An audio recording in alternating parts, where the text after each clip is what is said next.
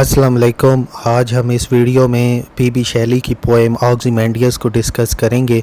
ये बेसिकली एक सोनेट है जो कि लिखा गया था उस वक्त जब एक लंदन के म्यूज़ियम में इजिप्ट से एक मुजस्मा, एक स्टैचू डिस्कवर हुआ। उसको लंदन म्यूज़ियम में रखा गया। पीबी शैली और उनके दोस्त गए, स्मिथ उनके दोस्त थे। जब वो गए इस मुजस्मे को देखा और दोनों ने मुकाबला लगाया कि कौन इसके ऊपर पोएम लिखेगा और किसकी पोएम सबसे अच्छी होगी।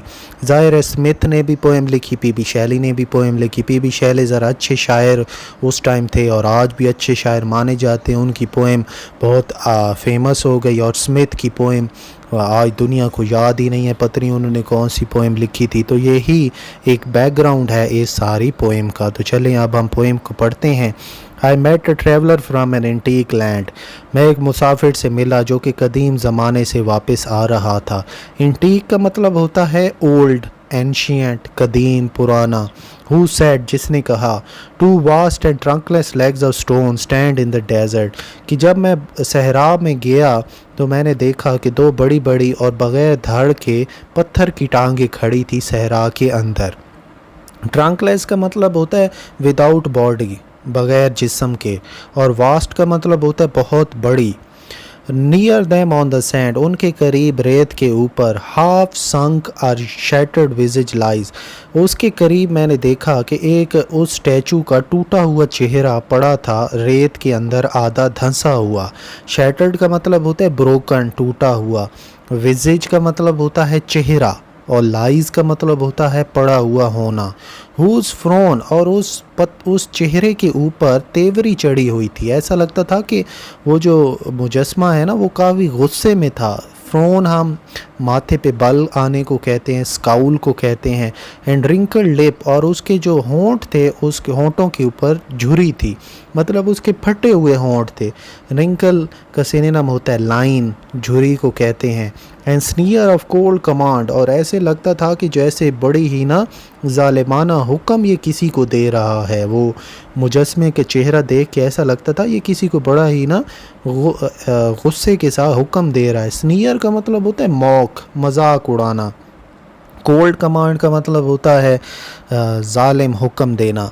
Tell that its capture well those passions read, ऐसा लगता है कि इस मुजस्मे बनाने वाले ने ना बादशाह के जज्बात को बड़े अच्छे तरीके से पढ़ा है। स्कल्पचर उस आदमी को हम कहते हैं जो मुजस्मे बनाता है। विच येट सरवाइव, जो कि वो जो जज्बात थे ना वो अभी तक इस मुजस्मे के ऊपर मौजूद थे। Stamped on these lifeless thing, ऐसा लगता है कि वो जज्बात की मोहर लगा दी गई है इस बेजान चीज़ के ऊपर। The hand that mock them, वो हाथ जिसने दूसरों का मजाक उड़ाया। मॉक का मतलब होता है मजाक उड़ाना।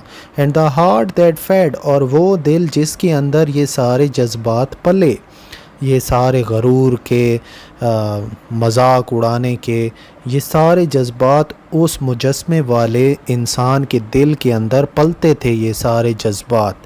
And on the pedestal these words appear, और उस मुजस्मे के पैरों के ऊपर ये वाले अल्फाज लिखे हुए थे।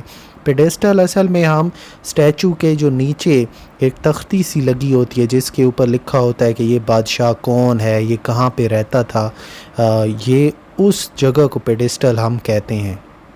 माई नेम इज़ ऑक्सिमेंडियस, मेरा नाम है ऑक्सिमेंडियस, किंग ऑफ किंग, मैं बादशाहों का बादशाह हूँ। लुक ऑन माई वर्क, मेरी सल्तनत को तो देखो, मेरे कामों को तो देखो, मेरी इतनी बड़ी जो मेरी सल्तनत है उसको देखो। ये माइटी एंड डिस्पेयर, कितनी ताकतवर मेरी सल्तनत है और कितनी मायूस कौन है।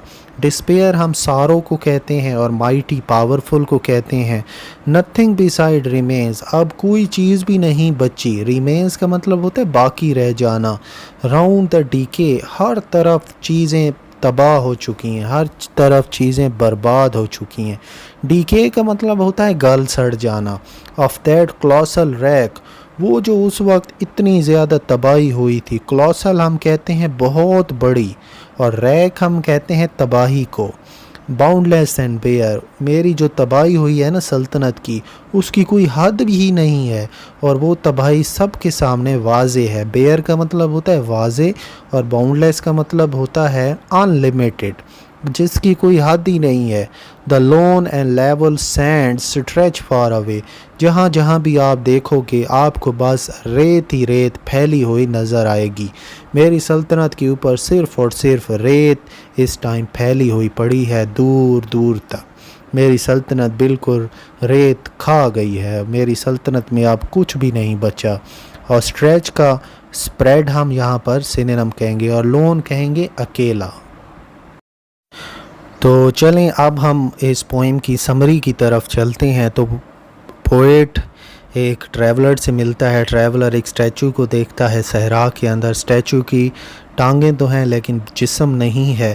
اس کا چہرہ آدھا دھنسا ہوا ہے ریت کے اندر.